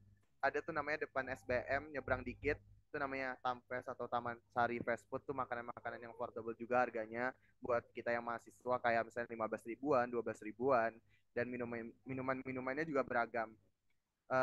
Juga karena SBM itu di paling ujungnya ITB, jadi kalau misalnya kita mau ke gerbang depan itu jauh banget, ya capek sih jalannya. Soalnya di ITB itu nggak boleh kendaraan itu masuk, kecuali misalnya mobil dosen. Nah, itu baru bisa berkeliaran di sekitar kampus ITB. Kalau misalnya mahasiswa itu sekedar mereka masukin motor ke parkiran, baru itu jalan kaki ke fakultasnya masing-masing. Nah, begitu sedikit cerita aku untuk ada di SBM gitu. Terima kasih, saya kembalikan ke moderator. Baik, terima kasih untuk Kak Hikmal yang udah sharing session sama kita. Pengalamannya sangat luar biasa sekali. Buat teman-teman yang mau ke ITB, skill bahasa Inggrisnya harus ditingkatkan ya teman-teman. Oke, kita lanjut ke sharing session kita yang kelima bersama Kak Nabila dari UB. Buat Kak Nabila, waktunya dipersilahkan. Baik, selamat malam semuanya. Perkenalkan, saya Nabila Kori Fauzia dari Prodi Manajemen Angkatan 21. Di sini saya pertukaran ke Univ Brawijaya. Jadi saya akan sharing session di sini. Pengalamanku PMM ke UB dari awal datang itu, di sini dingin sampai 19 derajat. Jadi agak kaget ya, karena biasa di Kepri tidak pernah sedingin ini. Terus di sini kita harus jalan kaki untuk pergi kuliahnya, karena emang tinggal di asrama yang masih lingkungan kampus. Tapi ya lumayan jauh juga ke gedung fakultas, apalagi pas mau pindah ke gedung fakultas lain. Tapi nggak apa-apa, jalan kaki kan sehat. Tapi akhir-akhir ini mungkin di beberapa kampus juga sama. Di sini difasilitasi sepeda listrik yang bernama BIM dan ada aplikasi khususnya, sangat membantu kalau kita lagi buru-buru. Tapi ya bayar ya, dan harus top up dulu. Tapi biasa di sini BIM dipakai buat jalan-jalan doang, keliling UB atau main-main gitu. Kalau dibawa keluar di lingkungan UB, nanti BIM-nya mati karena nggak bisa dibawa keluar. Terus sama kayak di UGM, di sini ada beberapa fakultas yang menyediakan air minum gratis untuk isi ulang. Dan untuk fasilitas kampusnya overall bagus. Dan banyak spot buat ngerjain tugas, nyaman deh. Oh iya, di UB sendiri menawarkan mata kuliah yang jurusan manajemen cuma sedikit. Di PMM 3 ini cuma nawarin 3 SKS. Jadi sisanya aku sama teman-temanku linjur, bahkan lintas fakultas. Tapi nggak tahu ya kalau PMM 4 ini dibuka berapa SKS. Soalnya di PMM 2 kemarin juga dibuka, MK yang ditawarin cuma sedikit. Jadi kalau mau PMM ke sini harus siap-siap banyak linjur. Terus saat memasuki pembelajaran di kelas, di sini dosennya menyambut anak PMM dengan baik dan menanyakan asal daerah serta selama tinggal di Malang itu gimana. Dan harus aktif saat pembelajaran berlangsung. Untuk anak Brawijaya sendiri, mereka welcome, kayak menyambut kami juga. Bahkan ada beberapa dosen yang kalau kami buat kelompok harus ada anak PMM-nya. Jadi anak UB berbaur dengan anak PMM juga. Terus di sini juga orang-orangnya ramah dan sopan. Untuk materi pembelajarannya di sini banyak menggunakan bahasa Inggris. Apalagi pas ujian kebanyakan soalnya full Inggris. Walaupun ada beberapa dosen yang menyampaikan materinya dengan bahasa Indonesia. Bukan gak enak sih, cuma lebih karena belum terbiasa aja. Karena di kampus kita jarang kan pakai bahasa Inggris, jadi agak kaget aja. Jadi emang harus memperbanyak kosakata bahasa Inggris sih. Karena tiap belajar pasti ada aja dosen yang ngomong Inggris. Untuk tugas emang banyak, full tugas. Tapi kayaknya itu semua kampus deh, di Unpad sama di UNER. Mungkin gitu juga, tapi nggak apa-apa. Aku senang bisa belajar di UB. Jadi tahu sistem belajarnya gimana. Emang agak kaget, beda banget sama umrah. Di sini juga ada anak ISMA, jadi kita sering ngumpul bareng juga anak-anak yang dari luar Indonesia. Kami sempat kenalan juga sama anak dari Vietnam, Malaysia, Singapura, dan Yaman.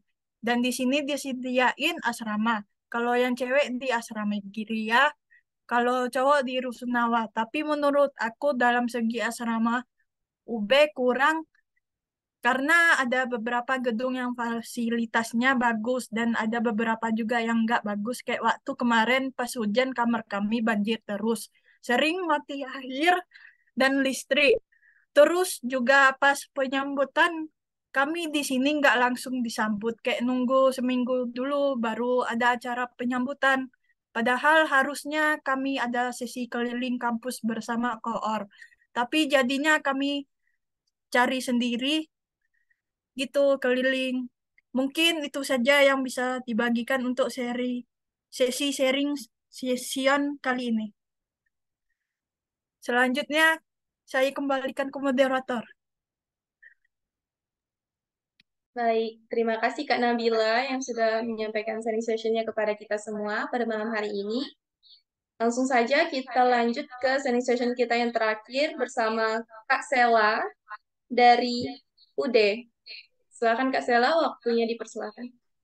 Oke, baik. Terima kasih moderator atas kesempatannya. Perkenalkan, nama aku Roberta Sela Lubis, biasa dipanggil Sela. Aku angkatan 21, tepatnya semester 5, jurusan manajemen yang saat ini sedang mengikuti program pertukaran mahasiswa di Universitas Juanda Bogor. Nah, pada kesempatan kali ini aku akan sharing tentang bagaimana di Universitas Juanda Bogor. Mungkin teman-teman pada bertanya-tanya nih kan, kayak Universitas Juanda itu apa sih? Kayak nggak pernah kedengaran ya. Jadi Universitas Juanda Bogor ini universitas swasta. Jadi kalau teman-teman nanya, emang boleh Kak kalau ikut PMM itu universitas yang swasta? Itu jawabannya boleh, karena teman-teman bisa lihat di website resminya pertukaran mahasiswa itu sudah disediakan univ mana yang bisa teman-teman ikuti. Jadi aku sebenarnya agak minder ya teman-teman karena teman-teman yang lain dari universitas yang terkenal dan ternama. But I'm so grateful to be here karena pertama cuaca di Bogor itu dingin pol, beda kayak di Batam atau Tanjung Pinang yang sangat-sangat panas ya. Di Bogor ini juga sering disebut dengan kota hujan, makanya cuacanya agak sejuk. Kemudian aku mau sharing tentang kegiatan Nusantara di Universitas Juanda Bogor. Jadi menurut aku keseruan modul Nusantara ini kan modul Nusantara yang ditunggu-tunggu anak PMM ya, yang dijelaskan oleh Bang Iqmal tadi tentang modul Nusantara. Menurut aku modul Nusantara itu keseruannya itu tergantung dari dosen modul Nusantaranya sendiri. Jadi kami di Universitas Juanda ini ada 3 kelompok, kelompok 1, 2, dan 3. Dan kebetulan aku tuh kelompok 2 dan mendapatkan dosen modul Nusantara yang luar biasa. Dibandingkan kelompok yang lain, kami tuh banyak sekali mendapat experience baru, pengalaman-pengalaman baru. Yang pertama kami ke Kebun Raya Bogor,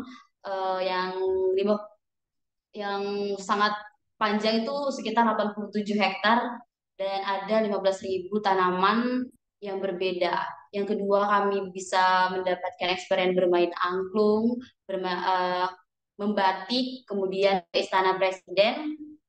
Kemudian kami juga mengunjungi rumah adat di Sindang Barang namanya. Kami juga bermain permainan tradisional dari Sunda karena di Bogor ini adalah sukunya itu suku Sunda. Kemudian untuk akademiknya sendiri mungkin agak berbeda di universitas kita Umrah. Kalau di sini tuh dosennya nggak masuk itu wajib diganti banget harinya. Kalau kita kan misalnya udahlah libur aja dulu ya, ini nggak bisa. Kalau misalnya kita besok masuk dan dosen itu berhalangan hadir, itu wajib diganti harinya. Dan aku selama udah 2 bulan di sini tuh itu belum pernah ada yang dosennya itu nggak masuk dan nggak digantikan Zoom, itu memang betul-betul digantikan hari. Jadi untuk tugasnya sendiri juga lumayan banyak, apalagi kuis. Aduh, entah karena ini kampus swasta, aku juga nggak tahu. Mungkin ya karena swasta, jadi agak ketat gitu pembelajarannya. Jadi untuk teman-teman yang mau di sini tuh dipersiapkan juga tenaganya. Kemudian untuk experience baru tuh aku ada ikut 6 matkul, 3-nya manajemen, dan 3 lagi tuh linjur, ke 2 ke hukum, dan 1 lagi ke ilmu komunikasi. Untuk ilmu komunikasi sendiri itu pembelajarannya juga pakai bahasa Inggris, PPT bahasa Inggris, presentasi juga bahasa Inggris, jadi harus ya benar-benar belajar. Kemudian untuk tempat tinggal sendiri, kami yang cewek-ceweknya itu di asrama. Asramanya itu dekat banget dengan kampus, jadi teman-teman gak usah khawatir untuk cari-cari kendaraan lagi nih untuk ke kampus, karena keluar kampus kita udah dapat gedungnya. Kemudian untuk fasilitas kampus ada kolam renang, ada kolam renang, tapi bayar ya kolam renangnya 7.000 per orang masnya. Cuma lumayan lah, lumayan dekat, jadi bisa jalan untuk sekali-sekali olahraga. Kemudian ada futsal juga. Jadi di sini ada ATK, SD, SMK, SMA di Universitas Juanda, itu keren kali sih. Ya walaupun Universitas Juanda itu kayak nggak terdengar ya namanya, tapi aku bersyukur banget bisa masuk sini. Minusnya itu di perpustakaannya itu menurut aku sangat apa ya, sangat tidak terurus, dan itu belum pakai AC. Padahal harusnya perpustakaan itu harus yang nomor 1 ya di kampus, tapi ini jauh dari kata bagus lah, belum di AC, terus masih pakai sepatu gitu masuknya, jadi kurang lah untuk perpustakaannya. Mungkin itu aja yang bisa aku sampaikan karena waktunya juga dikasih cuma 5 menit. Untuk lebihnya bisa ke Instagram aja, Sela_Lubis22. Oke, saya kembalikan kepada moderator. Baik, terima kasih Kak Sela untuk sharing sessionnya untuk kita semua pada malam hari ini. Dan teman-teman semua, sharing session kita sudah berakhir. Banyak banget pengalaman dan seruan dari kakak-kakak PMM 3 yang luar biasa yang dibagikan kepada kita pada malam hari ini. Semoga bermanfaat untuk teman-teman semua. Selanjutnya kita masuk ke closing statement, dan itu akan disampaikan oleh Kak Dika. Untuk Kak Dika, waktunya dipersilakan. Oke, baik. Terima kasih. Sebelumnya apa suara saya kedengaran?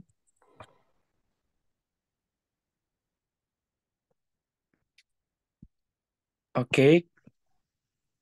Sebentar ya. Sebelumnya saya mengucapkan terima kasih atas kesempatannya. Saya di sini Randika Ahmadi, mahasiswa akuntansi tahun 2022. Tentunya berdasarkan sharing session yang udah dilaksanakan oleh yang udah dihandle oleh exposure ini, banyak yang kami dapatkan di sini. Mulai dari awal tadi ada materi pemberkasan PMM, Surbin, VCAT, modul Nusantara, dan pengisian logbook. Terus juga kami jadi dapat rekomendasi dari Kak Nazifa, aplikasi tips untuk tips and trick survive selama PMM kalau kami lolos nantinya. Saya mengamati pelaksanaan kegiatan yang dihandle oleh exposure ini sangat baik. Semua informasi yang disampaikan dapat tersampaikan ke kami secara jelas dan mudah dipahami walaupun terkendala dengan waktu. Pertanyaan-pertanyaan dari peserta juga alhamdulillah juga dapat terjawab dengan lugas dan informatif. Saya pribadi sangat antusias untuk mengikuti PMM 4. Saya percaya program ini menjadi pengalaman yang berharga bagi saya untuk belajar dan berkembang dimanapun belahan Nusantara nantinya saya ditempatkan. Besar harapan saya menjadi bagian dari program ini dan dapat memberikan kontribusi positif bagi banyak orang. Rencananya sih saya mengambil PMM pada beberapa provinsi yang akan saya sebutkan secara acak. Dari daerah Jawa ada UGM, Erlangga, Pajajaran, dan Brawijaya.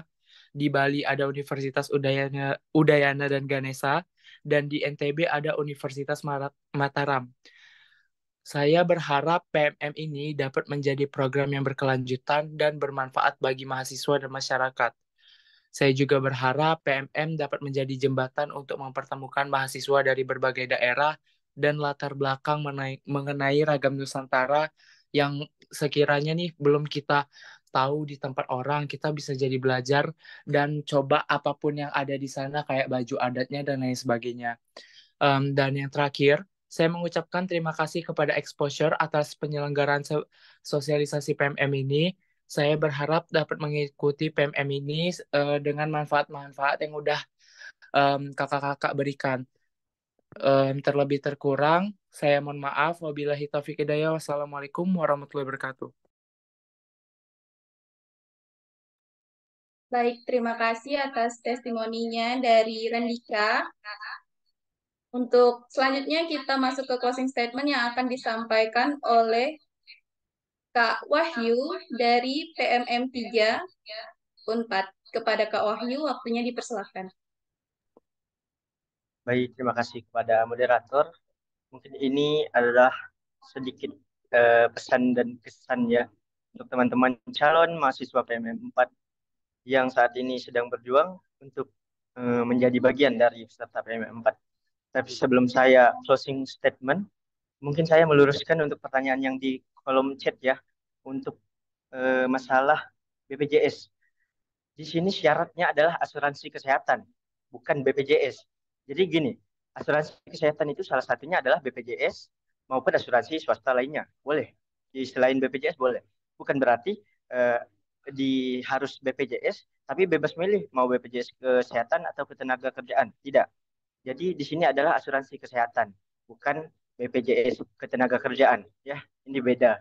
Jadi kalau nggak ada BPJS, teman-teman boleh banget pakai asuransi kesehatan lain swasta. Kalau nggak ada bang, buat urus dulu terlebih dahulu.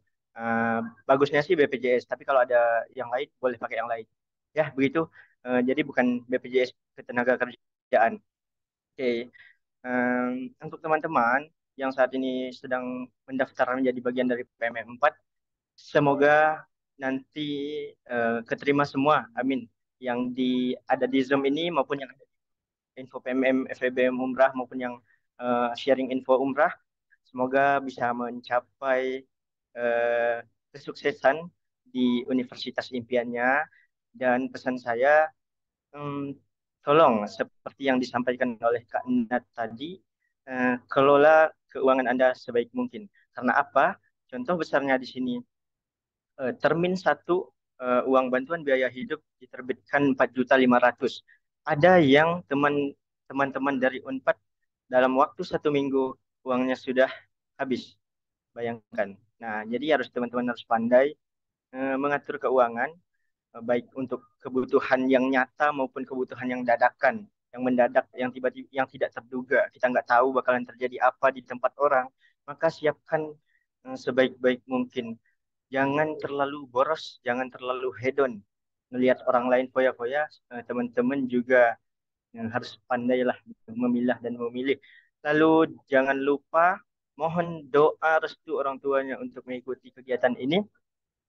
Karena apabila teman-teman sudah lulus namun tidak berangkat karena tidak mendapat izin orang tua, mohon maaf teman-teman tidak bisa mengikuti kegiatan kampus merdeka lainnya.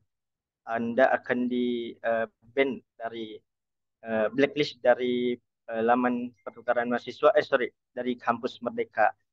Nah, dan jangan lupa berusaha berdoa sebanyak mungkin karena kita tidak tahu bagaimana penilaian mereka. Ada yang sudah melengkapi berkas dengan baik, mengikuti survei dengan baik, tapi tidak lulus. Mungkin belum rezeki. Ada juga yang sudah melengkapi data, tapi salah-asalan. Ada yang lulus, begitu. Jadi, jangan berpatokan pada IPK teman-teman di kampus asal. Tidak. Jadi, perbanyak berusaha dan berdoa. Semoga teman-teman semuanya bisa menggapai keinginannya, harapannya bisa bergabung ke dalam kampus impian teman-teman semuanya. Oke, jangan lupa jaga kesehatan juga karena pesawat berangkat tidak menunggu teman-teman sehat. Jadi ketika jadwal berangkat pesawat teman-teman sakit dan sebagainya, tidak ada jadwal keberangkatan susulan. begitu. Jadi itu pesan dari saya, sedikit pesan dari saya. Semoga nama teman-teman ada di laman kampus Universitas Tujuan Tercinta Anda. Oke, Don't forget, tell me if you get accepted in your dream university. Terima kasih. Assalamualaikum warahmatullahi wabarakatuh. Waalaikumsalam warahmatullahi wabarakatuh.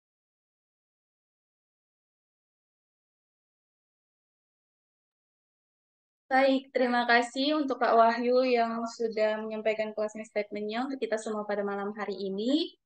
Akhirnya acara kita pada malam hari ini sudah berakhir dan semuanya berjalan dengan lancar.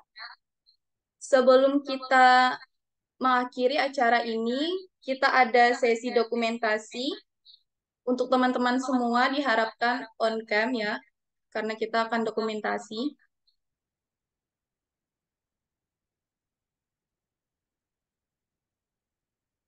Untuk operator, silahkan screen. Oke, teman-teman semua, dimohon untuk on cam ya, kita akan dokumentasi.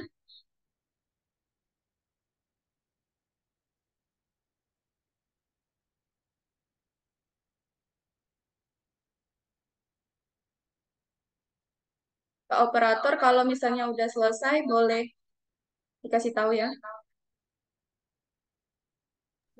Oke, udah.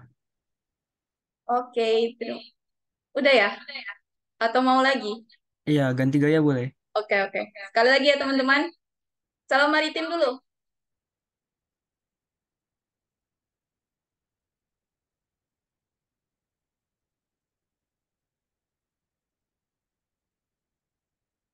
Oke.